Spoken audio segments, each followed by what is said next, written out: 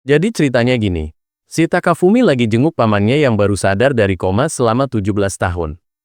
Nah pas ketemu, si Ojisan ini malah ngomong pakai bahasa alien yang gak jelas banget, bikin Takafumi mikir pamannya udah gila.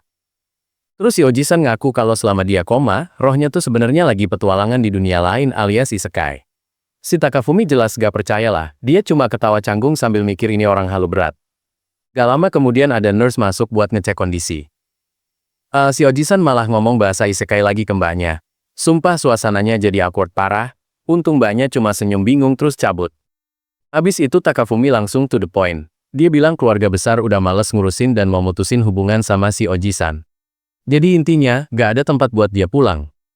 Nah, si Ojisan gak terima dibilang gila. Dia nyoba buktiin kekuatannya pakai mantra angin, tapi gagal total.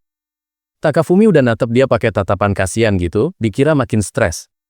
Tapi tiba-tiba, pas dia nyoba lagi, botol air di meja beneran melayang dan bercahaya dong. Si Takafumi langsung shock berat, matanya sampai mau copot lihat sihir beneran di depan muka. Gak cuma itu, si Ojisan juga nunjukin hologram ingatan pas dia lagi ngelawan naga di isekai. Akhirnya, si Takafumi sadar kalau pamannya ini beneran penyihir sakti, bukan orang gila. Kocaknya, hal pertama yang ditanyain Ojisan malah soal perang konsol game. Dia nanya siapa yang menang, dan pas Takafumi bilang Sega udah kalah telak dan mundur dari pasar, dunianya langsung runtuh. Saking gak kuatnya nerima kenyataan soal Sega, si Ojisan langsung pakai sihir penghapus ingatan ke dirinya sendiri. Gila gak tuh trauma gara-gara game doang sampai segitunya? Singkat cerita, mereka akhirnya tinggal bareng di apartemen Takafumi. Si Ojisan manfaatin sihirnya buat bikin konten YouTube. Dan ternyata laku keras, jadi sumber duit mereka. Pas lagi ngobrol santai, Takafumi nanya soal party Ojisan di isekai. Ternyata dia main solo, terus selama 17 tahun, gara-gara mukanya dianggap kayak monster Orchabata sama penduduk sana. Ngenes banget sumpah. Terus dia nyeritain soal cewek elf yang dia tolong. Si elf ini sebenarnya tsundere, tapi karena zaman Ojisan dulu istilah itu belum ada, dia malah ngira si elf beneran benci dan ngebully dia. Masalah lain muncul pas Ojisan baca komen netizen. Dia baperan banget dan gak ngerti bahasa gaul internet, jadi pas diketawain pakai banyak-banyak, dia malah bingung dan emosi sendiri. Dasar fanboy Sega sejati, dia nemu lelang HP jadul Sega, dan ngebet banget pengen beli. Padahal Takafumi udah bilang itu barang rongsokan yang gak bisa dipakai, tapi dia tetap maksa. Sambil nunggu lelang, dia cerita lagi soal masa lalunya. Pernah dia bikin sumber air, buat nolong desa yang kekeringan, warga desa malah nuduh dia bersekutu sama iblis, dan ngusir dia rame-rame. Takafumi yang penasaran langsung ngajarin Ojisan cara zoom hologram ingatan itu. Pas di zoom, kelihatan jelas banget muka sedih si elf pas ditinggal pergi. Fix ini cewek naksir berat tapi Ojisannya gak peka. Pas lelangnya menang, ternyata ongkirnya mahal banget. Tanpa babi bu, si Ojisan langsung loncat dari jendela dan terbang pakai sihir buat ngambil barangnya sendiri. Hemat ongkir level dewa. Gak pakai lama dia udah balik lagi bawa paketnya. Yang bikin Takafumi jantungan, dia buka paket kardus itu pakai pedang pembunuh naga yang dia keluarin dari dimensi lain. Santai banget gayanya. Terus dia pamer cincin permata yang katanya di isekai harganya setara kastil. Tapi pas dibawa ke pegadaian sini, cuma dihargain gopek doang. Sakit banget dengernya. Takafumi iseng nanya soal cinta pertama. Dengan muka polos, si Ojisan bilang cinta pertamanya itu Sonic dan Tails. Bener-bener udah gak ada harapan ini orang. Masih penasaran, Takafumi minta lihat ingatan lain. Di situ Ojisan nyelamatin 3 bocah, si Alicia, Edgar, sama Raiga, dari monster. Tapi abis diselamatin, mereka malah ngelihat Ojisan kayak ngelihat setan. Saking jeleknya, muka Ojisan di mata mereka, dia sampai ngira ada monster lain di belakangnya. Padahal mah bocah-bocah itu ketakutan lihat muka dia doang. Sedih banget nasibnya. Terus ada momen flashback lagi sama si elf, dia mau ngabdikan hidupnya buat Ojisan sebagai tanda terima kasih. Tapi dasar Ojisan bego, dia malah salah paham. Biar si elf gak ngintilin dia terus, Ojisan ngasih cincin mahal itu ke jari manis kiri si elf. Dia mikirnya itu bayaran biar impas, padahal bagi si elf itu lamaran nikah woi. Lihat kejadian itu di hologram, Takafumi langsung teriak histeris. Dia sadar pamannya ini udah ngelakuin hal yang fatal banget ke anak gadis orang tanpa ngerasa bersalah sedikit pun. Suasana di apartemen lagi suram banget anjir. Si Ojisan kelihatan depresi berat cuma gara-gara lihat peringkat game di majalah yang baru dia dapat. Dia gak terima game favoritnya ada di peringkat bawah. Nah pas lagi ngomel-ngomel, tiba-tiba petir nyamber kenceng banget di luar, bikin dia langsung keinget momen epik pas ngelawan naga di dunia lain. Di ingatan itu, dia terbang di tengah hujan badai sambil ngeluarin aura listrik gila-gilaan buat ngehajar naga emas raksasa sendirian. Balik ke realita, mereka malah ngobrolin game RPG. Si Ojisan curhat kalau dia males main RPG karena suka lupa jalan ceritanya kalau abis ditinggal tidur sehari. Terus dia cerita pengalaman pahitnya di isekai. Abis capek-capek nyelamatin desa, warga desa malah ngejar-ngejar dia pakai garpu tanah karena mukanya dianggap monster. Kasian banget sumpah. Gara-gara itu, dia kabur ke hutan dan nemu pohon raksasa. Di dalamnya ada cewek rambut biru, si Mabel, yang lagi beku total dalam es. Singkat cerita, si Ojisan berhasil ngalahin naga api penyebab masalah itu dengan gampang. Pas balik lagi, esnya udah cair dan si Mabel udah bebas. Tapi posisinya agak canggung gitu. Nah balik lagi ke Jepang, tiba-tiba ada paket datang. Pas dibuka, isinya Sega Saturn lengkap sama game-gamenya. Si Ojisan langsung senyum lebar banget. Bahagia kayak anak kecil dapat mainan baru. Malamnya mereka jalan keluar cari makan pas malam tahun baru. Lihat jalanan sepi, si Ojisan malah ngehalu kalau ini mirip setting game alien yang nyerang kota. Sambil makan soba, dia cerita lagi soal tahun baru di isekai.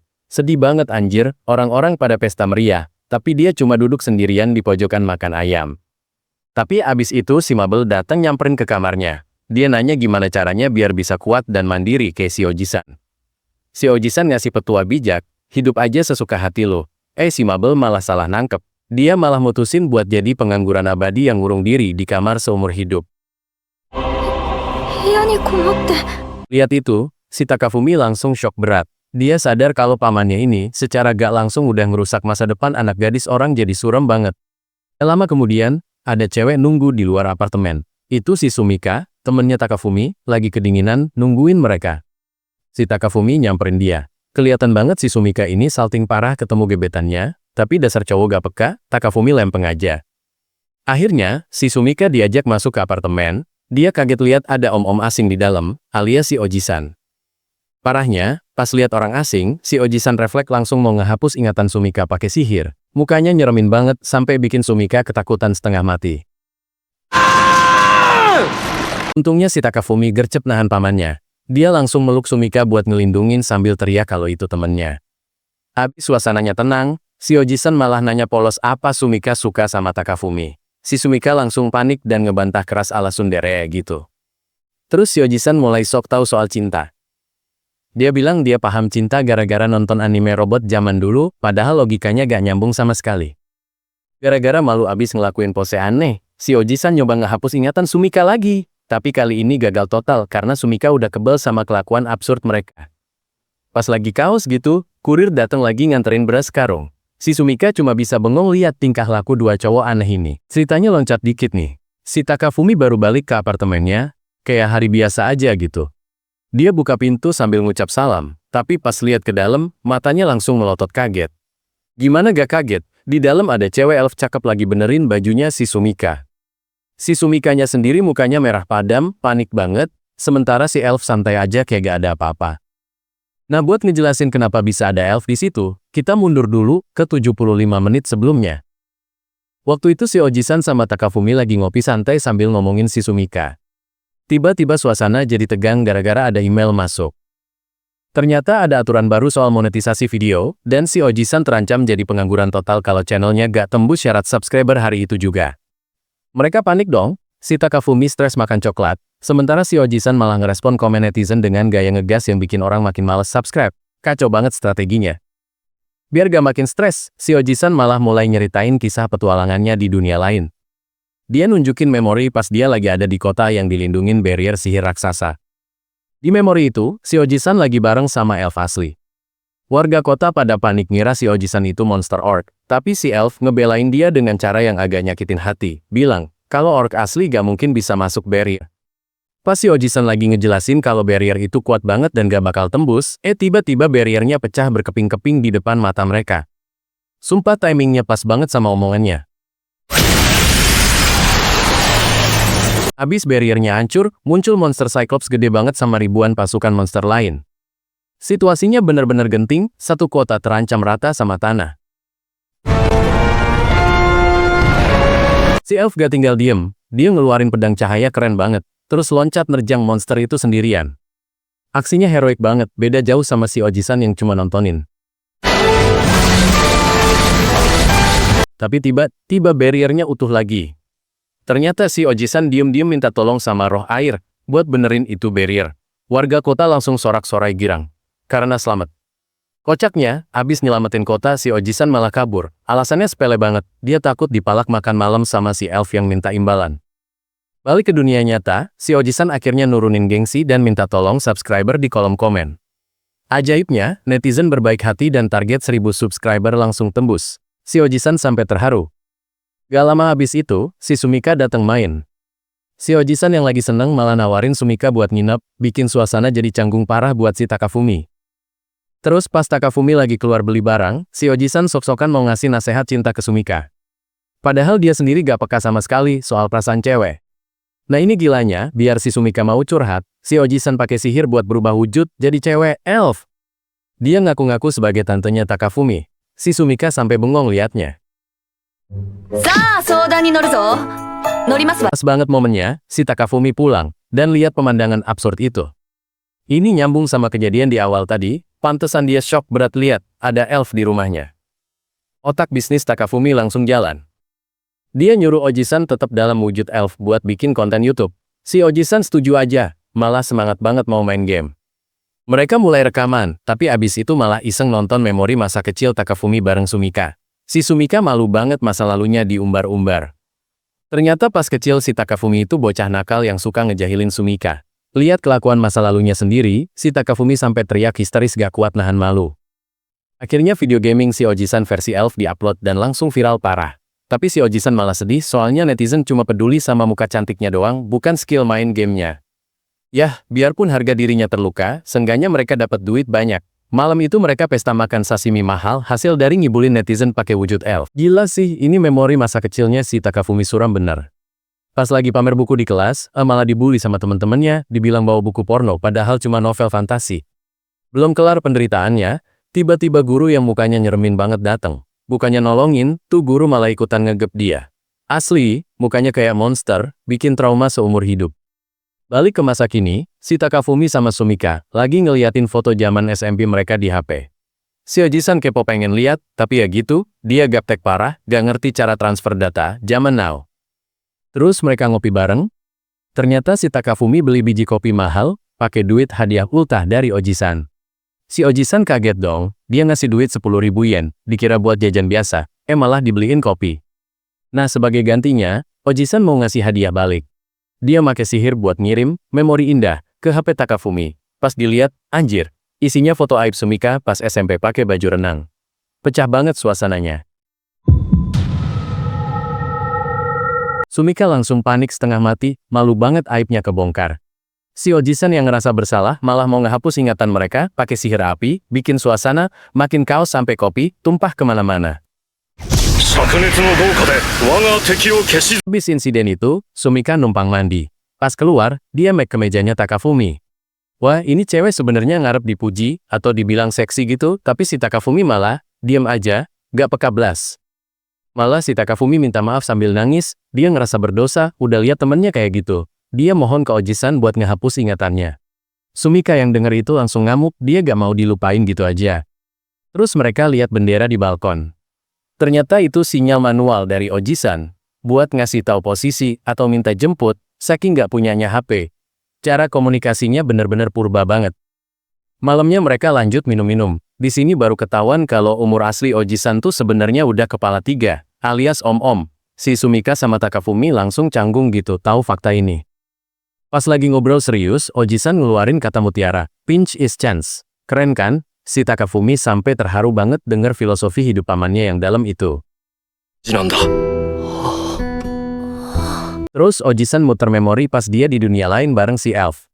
Di situ dia abis ngalahin naga api, tapi si elf gak percaya soalnya Oji-san gak bawa senjata apa-apa, dan tampangnya gak meyakinkan. Biar si elf percaya, Oji-san ngeluarin botol kecil, Gila, ternyata naga segede gaban tadi udah diawetin jadi kecil banget terus dimasukin botol. Si Elf langsung shock berat liatnya. Nah, pas lagi momen serius, tiba-tiba Oji-san keceplosan. Ternyata filosofi, pinch is chance tadi dia dapat dari buku panduan game Puyo Puyo. Si Takafumi langsung ilfil, ngerasa dikibulin abis-abisan.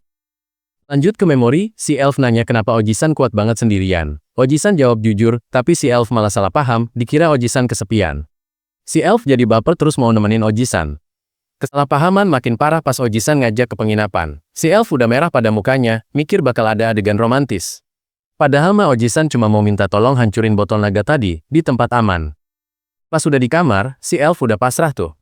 Oh taunya Oji-san beneran cuma nyuruh dia mecahin botol doang. Sumpah, ini orang densitasnya ngalahin black hole. Gak peka banget sama kode cewek. Ada lagi nih memori pas mereka di dungeon. Si Elf kecapekan, terus Oji-san gendong dia. Romantis kan? Tapi tiba-tiba Oji-san ngerasa berat dan mutusin buat ngelucutin armor si Elf biar enteng. Si Elf jelas aja panik, dikira mau dia apa-apain di lorong gelap.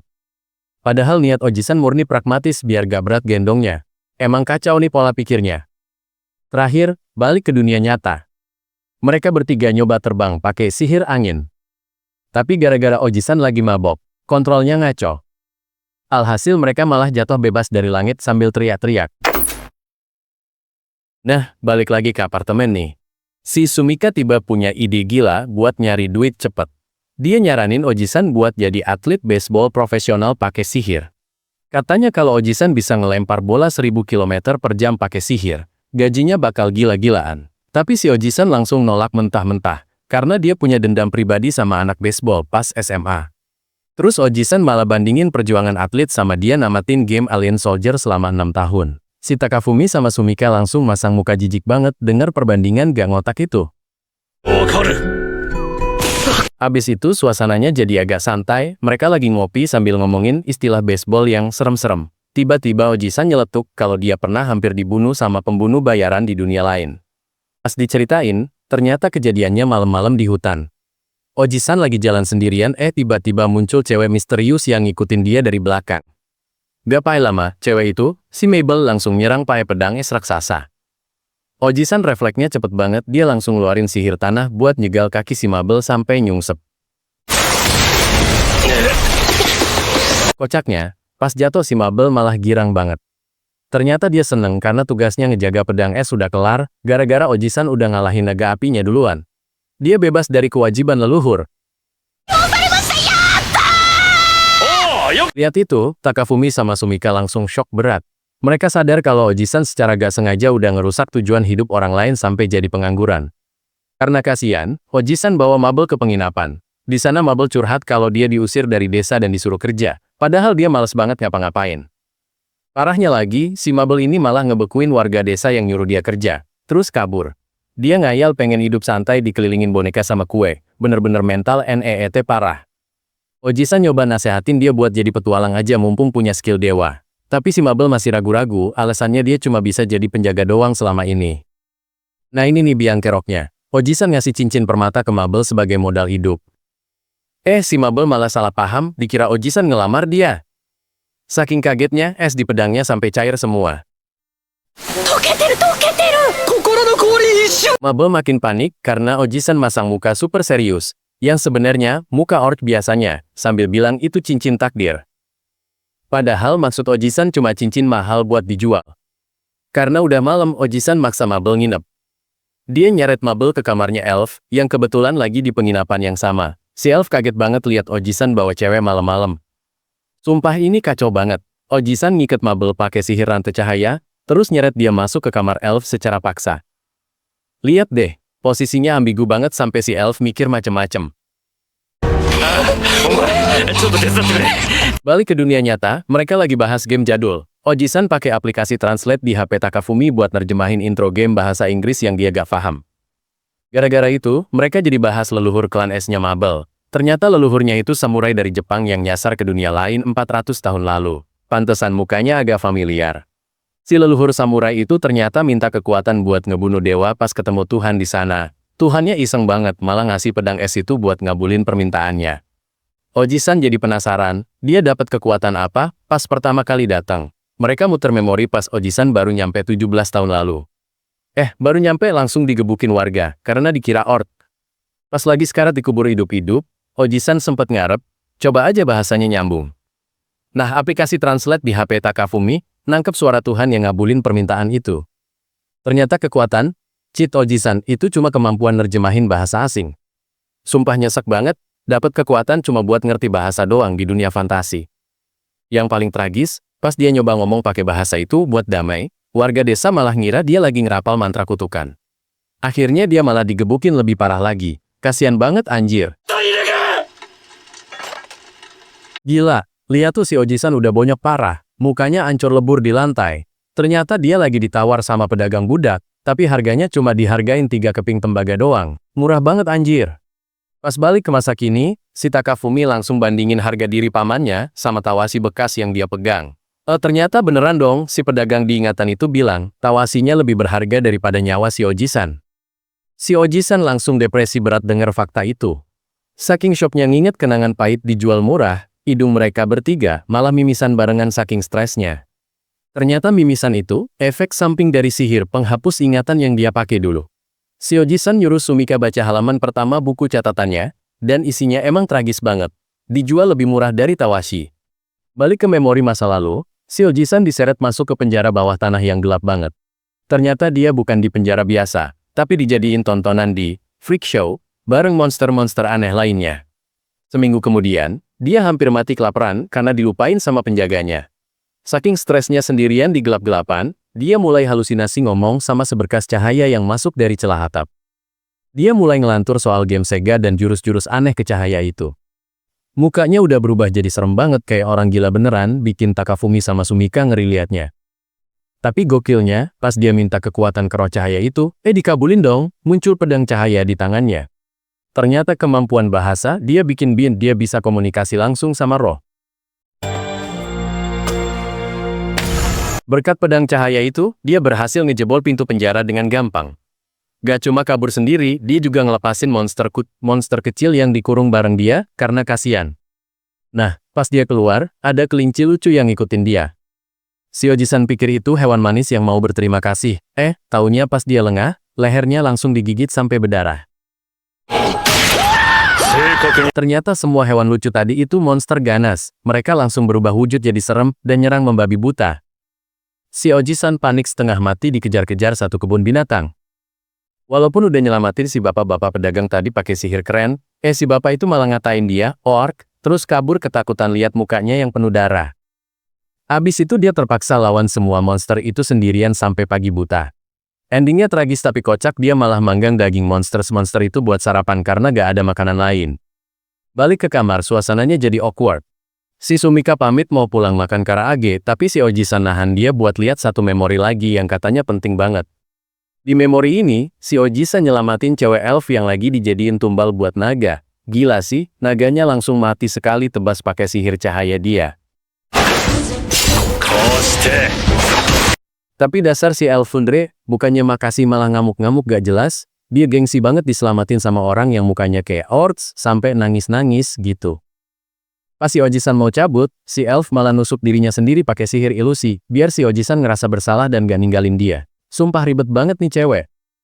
Terus memorinya loncat ke momen pas si Oji-san kena segel es. Pas bangun dia kaget banget karena tidur satu ranjang sama si elf dan cewek rambut biru itu, si Mabel. Si Mabel ternyata jadi pengangguran gara-gara cincin leluhurnya mau dijual sama Oji-san. Dia nangis-nangis gak mau kerja, maunya rebahan doang seumur hidup kayak parasit. Si Oji-san nyoba nasehatin biar dia mandiri, tapi si Mabel tetap ngeyel gak mau hidup susah. Akhirnya si Oji-san nyerah dan ngajak mereka sarapan bareng aja. Pas lagi makan, si Oji-san malah ngasih nama palsu, Wolf Gunblood, ke si elf. Padahal udah bareng-bareng terus, tapi dia masih gak peka sama perasaannya si elf, sampai pakai nama samaran segala. Si elf bilang mau pergi ke kota Ikoza, yang sebenarnya kode keras kalau dia mau nebus cincin yang dijual si Oji-san. Tapi dasar Oji-san gak peka, dia malah gak ngeh maksudnya. Cerita ditutup sama mereka bertiga yang kelaparan di masa kini. Si Oji-san ngajak makan ramen, dan flashback nunjukin kalau ujung-ujungnya si Takafumi yang bayarin karena duit Oji-san kurang. Kocak banget dah. Cerita dimulai pas si elf bangun tidur, ngulet-ngulet manja gitu. Dia bingung kok bajunya beda, ternyata dia lagi pakai hoodie-nya si Oji-san. Gak lama kemudian, Oji-san masuk kamar dan langsung nodong minta hoodie-nya dibalikin. Tapi si elf malah ngegas ngaku-ngaku kalau itu baju udah dikasih ke dia. Gara-gara kesel si elf pelit banget, Oji-san langsung make sihir pengikat buat nahan dia di kasur. Niatnya sih mau ngambil paksa tuh jaket. Terus Oji-san nyoba buka resletingnya, tapi susah gara-gara kehalang sihirnya sendiri. Pas sihirnya dilepas biar gampang, si elf langsung ngasih bogem mentah. Telak banget ke muka Oji-san sampai mental. Balik ke masa kini, Oji-san curhat ke Takafumi kalau jaketnya gak balik, tapi dia dapat gantinya baju hijau punya si elf.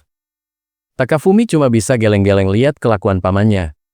Pas banget si Sumika datang, sama Oji-san langsung disihir biar make baju hijau itu. Sumika bingung banget tiba-tiba kostumnya berubah, tapi pas tahu itu baju mahal, dia malah seneng. Abis itu mereka ngebahas nama skill penerjemah Oji-san. Akhirnya diputusin namanya Wall Talker. Untung bukan nama alay yang disaranin Oji-san sebelumnya. Terus Oji-san pamer main game jadul Golden Axe. Katanya game ini ngebantu dia banget pas di dunia lain, terus dia mulai nyeritain momen pas dia nyelamatin partinya si Alicia dari kepungan goblin. Di ingatan itu Oji-san sok ide mau make strategi game buat ngejatuhin musuh ke jurang. Dia udah gaya-gaya mancing goblin, biar baris rapi. Taunya gagal total. Bukannya jatuh taktis, Oji-san malah make sihir angin super kencang yang nerbangin semua goblin itu ke langit. Strategi apaan tuh? Ujung-ujungnya brute force juga. Keluar dari gua, si Alicia ngenalin Oji-san. Tapi Oji-san malah panik, dia ngira Alicia ketakutan lihat mukanya yang nyeremin. Tanpa mikir panjang, Oji-san langsung make sihir penghapus ingatan ke Alicia, Edgar, sama Raiga. Gila sih, padahal mereka cuma mau berterima kasih, malah dibikin amnesia. Terus Oji-san cerita lagi pertemuan ketiga sama mereka. Kali ini mereka minta tolong lawan monster landak raksasa. Oji-san dengan pedenya bilang jangan dibunuh dulu, mending diajak ngobrol. Oji-san nyoba komunikasi sama tuh landak. Awalnya suaranya imut-imut gitu, QQ, dikira hewan lucu yang tersesat. Tapi pas diterjemahin, ternyata tuh landak psikopat abis. Dia bilang daging manusia emang gak enak, tapi dia seneng banget nyiksa manusia sampai dengar teriakan mereka. Dengar itu, Oji-san langsung hilang simpati. Dia langsung ngebakar tuh landak raksasa sampai angus pakai sihir api level tinggi. Mampus lu! Balik ke dunia nyata, Takafumi baru sadar HP-nya ketinggalan di kampus. Oji-san langsung ngajak dia terbang ke sana buat ngambil, takut HP-nya diapa-apain orang. Nyampe di kampus, mereka lihat Sumika lagi diganggu sama cowok rambut merah, yang mukanya nyeremin banget. Takafumi langsung siap-siap mau nyelamatin. Plot twist, ternyata cowok itu si Chiaki, teman SD-nya Takafumi. Sumika bilang si Chiaki ini dulu yang sering lindungin Takafumi dari bully. Takafumi gak percaya, jadi dia make sihir buat ngecek ingatan masa lalu. Dan bener aja, di ingatan itu si Chiaki justru yang ngebully dia abis-abisan. Yang nolongin dia sebenarnya si Sumika. Lihat fakta itu, Takafumi langsung ilfil parah sama si Chiaki. Ternyata selama ini ingatannya dimanipulasi sama rasa takutnya sendiri. Terakhir, temennya Sumika yang namanya Sawai datang. Dia ngira Takafumi itu pacarnya Sumika. Sumika langsung panik banget nyangkalnya, padahal mukanya merah padam tuh. Nih lihat si Alicia lagi ngenalin diri dengan gaya sok asik banget ngaku-ngaku terpilih takdir gitu. Padahal teman-temannya di belakang udah masang muka males. Terus pas dia mau gaya nancepin pedang ke tanah, malah patah ujungnya. Padahal itu pedang baru beli, si Edgar langsung ngamuk tuh. Gara-gara itu, si Alicia langsung sujud minta maaf alias dogeiza ke patahan pedangnya. Sumpah malu-maluin banget tingkah pahlawan satu ini. Nah, si Oji-san akhirnya ngasih lihat ingatan aslinya. Ternyata sebenarnya yang ngalahin monster itu si Oji-san, tapi dia ngapus ingatan semua orang biar Alicia yang dapat nama. Lanjut ke petualangan berikutnya, mereka nyampe di dungeon. Si Raiga semangat banget karena ini janji masa kecil mereka buat ngambil tongkat sakti di dalamnya. Tapi dasar si Oji-san gak mau ribet, dia langsung pakai sihir curang buat teleportasiin mereka semua langsung ke garis finish. Gila, jalan pintasnya ngegas banget. Pas udah nyampe dan megang tongkatnya, si Oji-san baru sadar kalau ini ngerusak momen petualangan mereka. Jadi dia mutusin buat ngapus ingatan mereka lagi biar adil. Abis ingatannya dihapus, mereka akhirnya namatin dungeon itu secara manual beneran. Lihat tuh mereka seneng banget, pas berhasil ngambil tongkatnya pakai usaha sendiri. Tapi sedihnya, si Oji-san malah ngapus keberadaan dia sendiri dari ingatan mereka. Jadi di otak Alicia, mereka berjuang sendirian tanpa bantuan si Oji-san. Pas pamitan, si Oji-san sok cool banget nolak hadiah, cuma ngambil jimat doang. Dia jalan ngebelakangin mereka biar kelihatan keren kayak di game jadul. Terus si Oji-san pergi ke ibu kota buat ngelabrak komandan pasukan, si Ricardo. Ternyata si Ricardo sengaja jadiin Alicia tumbal buat naikin anggaran militer, bangsat emang. Si Oji-san langsung murka banget denger alasan busuk itu. Dia gak terima temen-temennya dijadiin pion catur doang sama orang-orang korup ini. Pas mau ditangkep, si Oji-san malah berubah wujud jadi makhluk terkuat yang dia takuti. Gurunya pas SMP Patabuchi. Mukanya nyeremin banget anjir, sampai tentara pada keder. Si Ricardo masih bacot soal pengorbanan, langsung ditampar bolak-balik sama wujud Patabuchi itu. Sumpah puas banget lihat dia digaprok gitu. Tiba-tiba muncul cewek rambut biru, si Mabel. Dia ini ksatria es, yang harusnya ngehalangin mereka, gayanya sih dingin dan keren banget awalnya. Taunya si Mabel ini, aslinya kaum rebahan, alias NEET. Dia cuma mau jabatan doang, biar digaji buta, males banget diajak kerja atau berantem. Pas kalah, dia malah nangis kejar karena takut dipecat dan jadi pengangguran. Hilang semua image kerennya tadi, dasar beban. Balik lagi ke istana, si Oji-san malah nyeramahin si Ricardo dan nyembuhin prajurit yang luka. Kata-katanya ngena banget sampai para prajurit itu sadar. Akhirnya, para prajurit itu malah berbalik ngelawan si Ricardo yang korup. Mampus, dia langsung dikepung sama anak buahnya sendiri. Terakhir, si Oji-san cabut sambil ngasih nama palsu, Wolf Gunblood, biar misterius. Sumpah namanya alay banget tapi dia bangga. Biar makin dramatis, dia berubah jadi naga api raksasa terus terbang ke langit. Semua orang langsung melongo liatnya. Epic parah penutupannya.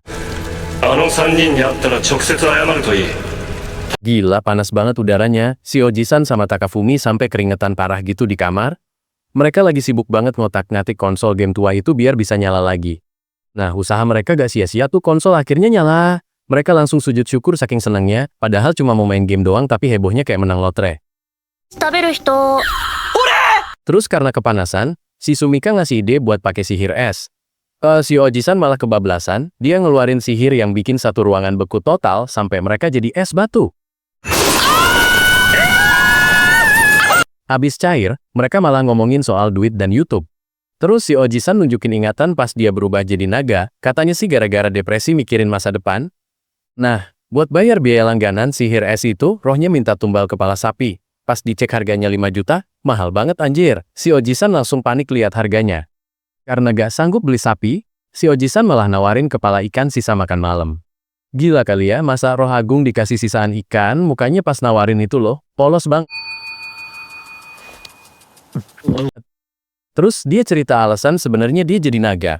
Ternyata bukan karena depresi, tapi cuma karena dia pikir bakal keren kalau pulang jalan kaki sambil berubah jadi naga api. Ingatan itu, si elf harus susah payah ngelawan naga jelmaan si Oji-san. Dia ngeluarin pedang sihir gede banget buat nyadarin si Oji-san yang udah hilang kendali. Pas sudah balik jadi manusia, tiba-tiba datang tuh si Lekvargen bawa pasukan. Gayanya songong banget dia mau nangkep si elf karena dianggap buronan atau apalah. Si Oji-san males ngeladenin bacotannya, jadi dia langsung ngeluarin pedang ingatan dan, zep, ingatan si Lekvargen langsung dihapus gitu aja. Simple banget solusinya. Habis itu, si Oji-san malah nagih cincin yang dipakai si elf. Dia mikirnya itu cincin jaminan utang, padahal si elf udah baper dikira itu cincin lamaran. Kasian banget mukanya merah padam. Gak lama kemudian, muncul lagi musuh baru, si Gigan Hunter yang gede banget. Dia kayaknya bingung lihat drama percintaan gak jelas di depannya. Biar gak ribet, si Oji-san langsung bikin ledakan tanah longsor buat kabur. Mereka jatuh ke jurang, ninggalin musuh-musuhnya yang bengong di atas tebing. Di dalam gua, si Oji-san ngejelasin kalau cincin itu cuma buat ganti rugi duit. Si elf langsung kesel banget, dia lempar tuh cincin ke muka si Oji-san saking kecewanya. Badan mereka penuh lumpur gara-gara jatuh tadi. Si Oji-san bilang mau bersihin badan, si elf udah ger dikira mau mandi bareng atau gimana. Ternyata, bersihin, versi Oji-san itu ditembak pakai sihir air tekanan tinggi. Si elf sampai kelempar-lempar kayak lagi disiksa, padahal niatnya cuma mau bilas doang. Balik ke dunia nyata, ruangan mereka jadi dingin banget sampai 10 derajat gara-gara sihirnya kebablasan lagi. Mereka bertiga sampai harus ngebungkus diri pakai selimut tebal. Si Oji-san nyoba mutusin koneksi sihirnya pakai pedang kegelapan di HP Takafumi. Tak bego banget, yang kepotong malah sinyal wifi sama selulernya jadi gak bisa internetan deh. Terus, ada kejadian kocak lagi nih, si Oji-san masuk kamar mabel terus main singkap roknya aja, katanya sih mau ngecek parasit, tapi ya jelas lah dia langsung diamuk masa. Akibat ulah mesumnya itu, si Oji-san abis digebukin sama si Elf dan Mabel. Mukanya bonyok parah, tapi ya salah dia sendiri sih main buka-buka rok orang. Jadi ceritanya, si Sawai ini lagi main ke apartemennya Takafumi. Dia niatnya mau ngelindungin si Sumika dari cowok mencurigakan, pas lagi ngecek kotak surat, malah dia sendiri yang disamperin om-om creepy di belakangnya. Konnichiwa. Si Sawai udah ketakutan banget dikepung dua cowok aneh. Untungnya si Takafumi muncul tepat waktu buat nyelamatin dia. Suasananya langsung cair, tapi si Sawai masih agak shock gitu. Takafumi-nichan. Terus mereka ngomongin soal betina, yang bikin si Sawai salah paham parah, dikira ngomongin cewek beneran. Ternyata, mereka cuma lagi pamer video kumbang di HP. Malu banget tuh pasti si Sawai. Masuk ke dalam, si Sawai masih aja ngegas, dia teriak-teriak mau nyelamatin Sumika dari cowok-cowok yang dia kira predator. Padahal mah Sumika santai aja karena tahu konteksnya emang soal serangga. Lama kemudian, si Oji-san pulang dari luar. Tapi vibes-nya horor banget anjir, mukanya nyermin plus ketawanya bikin merinding. Si Sawai sampai gemeteran liatnya.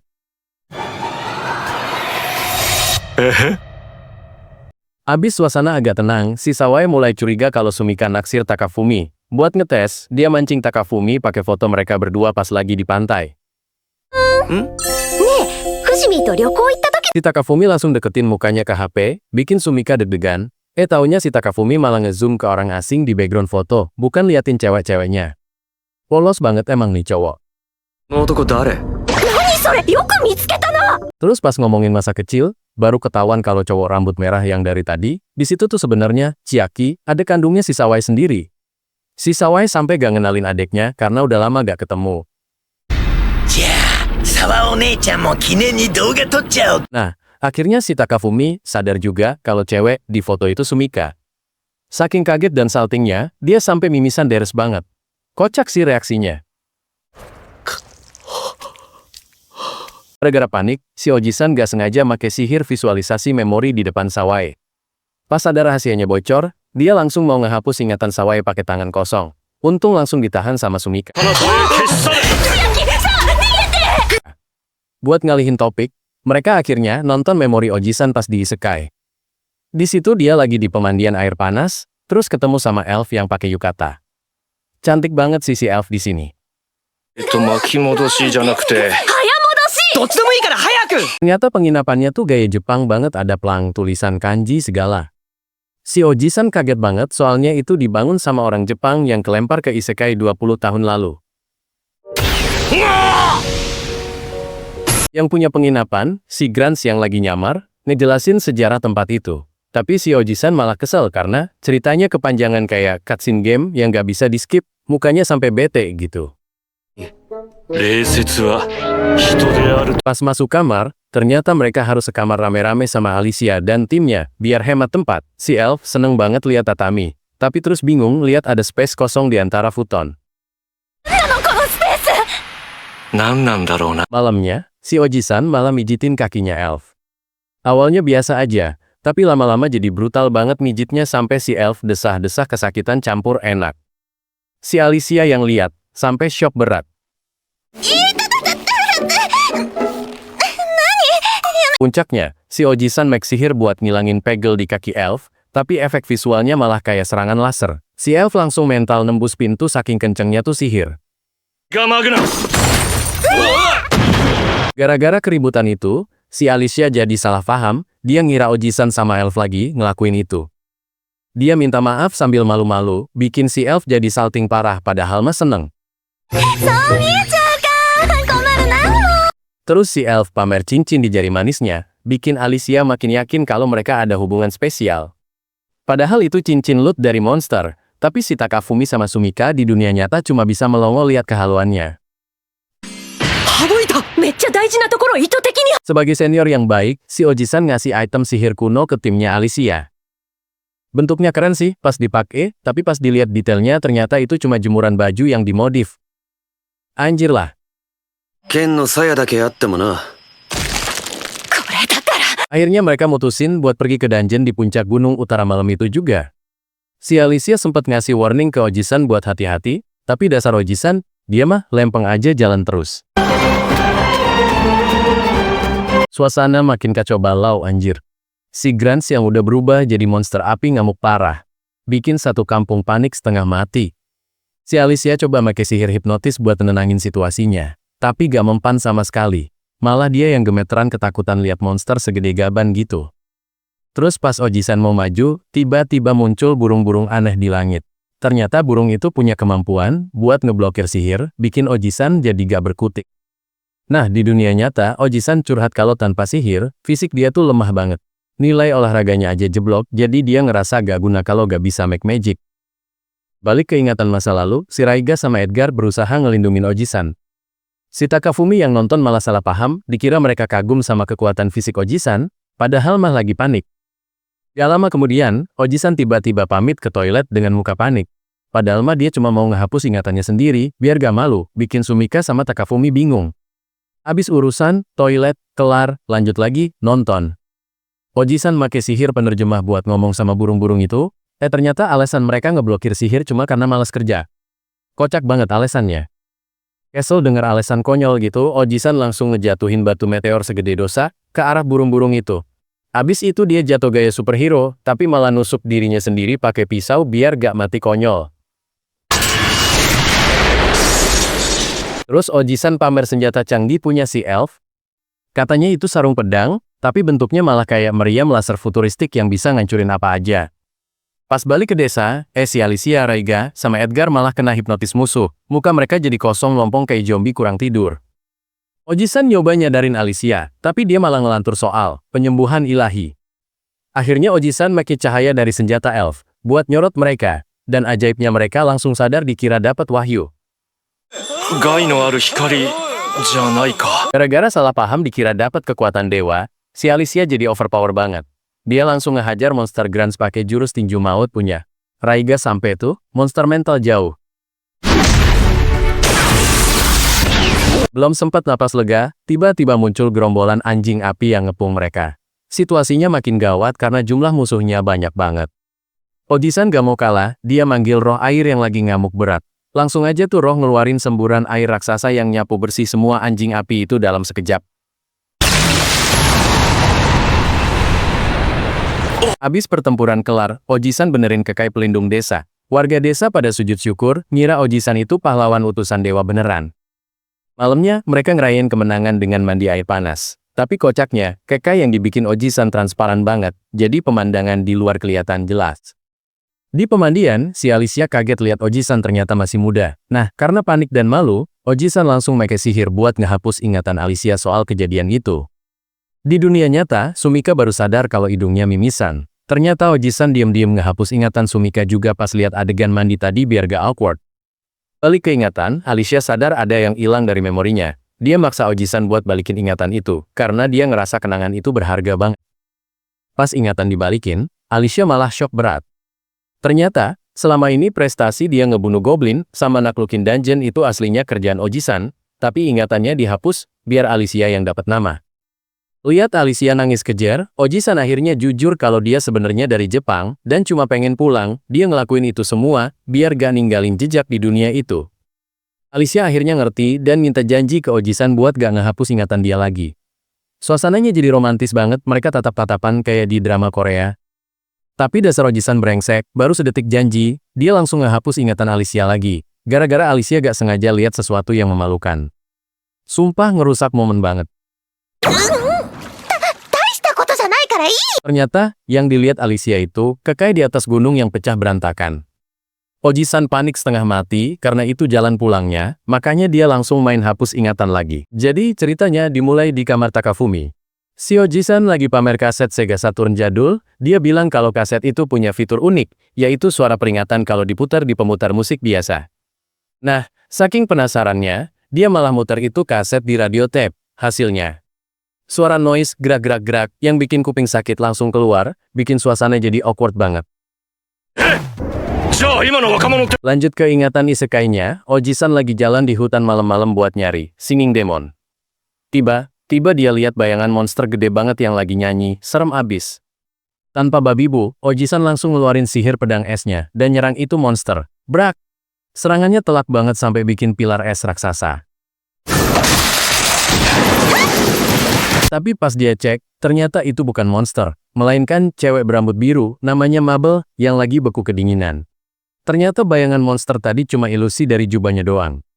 Si Mabel ini ternyata pengangguran yang milih hidup di hutan biar gak usah kerja. Dia bangga banget bisa tidur di mana aja pakai jubah ilusinya itu. Bener-bener mental NET sejati. Oji-san yang kesel lihat orang nyanyiin hidup langsung ngancem mau ngalahin dia. Mabel panik setengah mati, dia langsung sujud minta ampun biar gak dibunuh. Singkat cerita, mereka jadi akrab. Oji-san nyuruh Mabel nyanyi lagu dari game Sega, biar bisa jadi Bard. Mabel nyanyi lagu, Sonic, dengan suara emasnya, bikin merinding saking bagusnya. Lagi asik-asik nyanyi, tiba-tiba sepasukan ksatria datang ngepung mereka. Mereka ngira Mabel itu monster beneran gara-gara ilusi jubahnya tadi. Pas Oji-san lagi tidur pules, si elf rambut kuning muncul nyelamatin mereka. Dia langsung ngeluarin petir ungu, zrar, pasukan ksatria itu langsung tumbang semua dalam sekejap. Balik ke dunia nyata, Oji-san tiba-tiba histeris sendiri. Ternyata dia baru sadar selama ini salah nyebut nama karakter game, Dynamite Heady. Dia guling-guling di lantai kayak orang gila. Habis drama itu, balik ke isekai. Si elf nanya nama asli Oji-san. Oji-san nulis, Yusuke Shibazaki, di tanah. Tapi dia jelasin artinya ngawur banget, biar kelihatan keren. Gantian si elf ngenalin diri, tapi namanya panjang banget kayak mantra sihir. Oji-san sampai bengong, mukanya datar banget dengerin nama sepanjang gerbong kereta itu.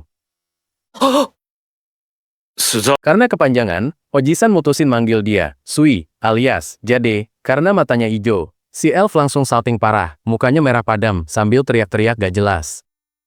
Gak lama kemudian, mereka nemu kuil tua di tengah padang rumput. Oji-san ngerasa aura kuil itu gak enak, jadi dia mutusin buat ngancurin aja, biar aman. Dia langsung nembakin sihir ke kuil itu sampai meledak. Tapi bukannya aman, malah muncul monster energi biru raksasa dari reruntuhannya. Gede banget anjir. Oji-san coba nyerang pakai pedang sihirnya, tapi gak mempan sama sekali. Serangannya nembus gitu aja karena musuhnya itu kumpulan energi murni, bukan makhluk hidup. Monster itu mulai ngeluarin bola-bola cahaya yang hidupin bangkai serigala di sekitar situ. Mabel sama elf langsung pasang badan buat ngelawan pasukan zombie serigala itu. Tiba-tiba Alicia sama teman-temannya datang mau bantu. Tapi Oji-san tahu kalau energi itu bisa ngendaliin pikiran, jadi dia malah nonjok mereka bertiga sampai pingsan, biar gak kena pengaruh. Alicia yang siuman langsung salah paham, dia ngira Oji-san itu jahat. Dia ngarahin tongkat sihirnya dan nyoba baca pikiran Oji-san buat nyari tahu kebenarannya. Sialnya, yang dia lihat malah memori masa kecil Oji-san yang suram banget, dikurung di tempat gelap sendirian. Alicia langsung nangis kejer saking traumanya lihat itu. Gak mau bikin anak orang gila, Oji-san terpaksa ngehapus ingatan Alicia barusan. Dia pakai sihir penghapus ingatan lagi sambil masang muka pasrah. Sementara itu, monster energi tadi berubah wujud jadi naga api raksasa. Oji-san langsung mode serius, dia siap-siap ngeluarin jurus pamungkas buat ngancurin itu makhluk sekali serang. Gila, ledakan apinya gede banget sampai bikin langit merah semua. Si Maen Ryu itu bangkit lagi jadi bola api raksasa. Dan Oji-san langsung sadar kalau ngelawan musuh yang gak napak tanah gini bakal ribet banget. Oji-san benerin kacamatanya, dia udah punya rencana buat mancing naga itu ngabisin energinya dulu, baru dihajar. Tapi si Alicia langsung ngejelasin kalau naga itu punya serangan napas yang bisa bikin mati instan, plus bisa ngendaliin pikiran orang. Pas denger itu, Oji-san cuma bisa bengong bego. Tiba-tiba naga itu berubah wujud jadi entitas energi biru raksasa yang nyeremin banget, bikin Takafumi sama Sumika di dunia nyata ikutan kaget. Tapi Oji-san santai aja, dia bilang ada Mabel yang megang pedang es dewa. Pas dilihat si Mabel malah gemeteran ketakutan sambil megang bongkahan es, mukanya pucat banget kayak orang mau pingsan. Mabel malah nangis kejer sambil nemplok ke Alicia, dia beneran gak guna di situasi genting gini. Cowok-cowok di situ langsung panik, bingung gimana cara ngalahin naga segede gaban tanpa senjata dewa itu. Untungnya si elf maju paling depan. Dia pamerin pedang kuno miliknya, yang bisa nyimpan energi sihir, rencananya dia mau make mana gila-gilaan punya Oji-san, buat ngancurin naga itu sekali pukul. Pas ditanya soal pertahanan, elf bilang batu di jidatnya bisa nahan serangan mental. Terus Oji-san dengan entengnya bilang kalau dia udah pernah ngetes napas naga itu dan ternyata bisa ditahan pakai sihir biasa, Jadi pedang es Mabel emang gak guna dari awal. Mabel langsung depresi berat dengar fakta itu. Terus Alicia nyamperin Oji-san, dia mau ngomongin soal insiden di pemandian air panas waktu ingatan dia dihapus sama Oji-san. Oji-san malah mau balikin ingatan, pas Alicia lagi bugil di onsen bikin Alicia panik setengah mati. Untung si Elf langsung motong pembicaraan buat ngenalin anggota party yang lain. Giliran Mabel ngenalin diri, dia pakai efek cahaya silau banget biar kelihatan keren sebagai ksatria es. Tapi ujung-ujungnya dia malah ngaku kalau dia sebenarnya pengangguran gelandangan yang gak punya rumah. Naga itu mulai ngamuk lagi. Guru Oji-san nunggu sampai naga itu bangkit sempurna, biar bisa dibunuh total. Terus Elf minta digendong terbang, tapi gayanya sundere banget minta dipaksa. Oji-san yang gak peka malah ngikat Elf pakai rantai sihir, terus nenteng dia kayak bawa barang belanjaan. Elf langsung ngamuk-ngamuk diperlakuin kayak koper gitu. Di bawah, Mabel lagi senyum bego karena ngerasa gak ada kerjaan, tiba-tiba naga itu ngeliat ke arah dia. Oji-san langsung mutusin buat jadiin Mabel umpan biar naganya lengah. Mabel lari pontang-panting dikejar sinar laser naga itu. Saking paniknya, dia malah ngelempar pedang es keramatnya ke batu gede sampai nancep. Untungnya Alicia sigap bantuin Mabel, mereka gabungin kekuatan pedang buat nangkis serangan naga itu. Si Raiga di belakang cuma bisa teriak-teriak gak terima, jurusnya dipakai orang lain. Di udara, Elf akhirnya jujur ke Oji-san. Dia ngaku sebenarnya takut banget, tapi dia harus pura-pura kuat biar anak-anak di bawah gak ikutan putus asa. Oji-san kagum lihat tekad Elf. Pas mereka lagi ngehindarin serangan naga, Oji-san ngeluarin kata mutiara, pinch is chance, bikin Elf kaget karena itu moto hidupnya dia. Pertarungan makin sengit, naga itu nyiapin serangan cakar maut. Oji-san sama Elf langsung nukik tajam ke bawah. Mereka pegangan tangan buat nyinkronin aliran mana mereka. Mabel ngebantu dengan bikin hujan es buat ngalihin perhatian naga. Di momen itu, Oji-san ngerapalin mantra, dan manggil pedang cahaya super gede yang langsung ngehantam naga itu sampai meledak. Habis menang, mereka berdua jatuh bebas dari langit. Elf lagi senyum-senyum baper lihat Oji-san, si Oji-san malah ngerusak suasana dengan bilang kalau Elf bau angus kayak tempat pembakaran sampah. Pas sudah mendarat, Elf ngewanti-wanti jangan sampai sisa energi naga itu diambil karena bahaya. Si Oji-san malah udah asik masukin itu energi ke dalam botol kecil. Terus Oji-san berterima kasih ke Mabel soal kejadian tadi malam. Kalimatnya ambigu banget sampai bikin muka Mabel merah padam dan yang lain mikir macem-macem. Mereka mulai bahas nama asli. Oji-san dengan bangga nyebut nama aslinya, Yusuke Shibazaki, tapi reaksi mereka malah kayak orang mau muntah, katanya namanya jelek banget. Oji-san ngejelasin kalau energi di botol itu bisa dipakai buat bikin distorsi dimensi, biar dia bisa pulang ke Jepang. Dengar itu, Elf langsung ngehancurin botolnya sampai pecah berkeping-keping, biar Oji-san gak bisa pergi. Di dunia nyata, Takafumi sama Sumika shock berat. Gara-gara tingkah sundere si Elf, Oji-san jadi kehilangan kesempatan emas buat pulang, dan harus terjebak di sana belasan tahun lagi.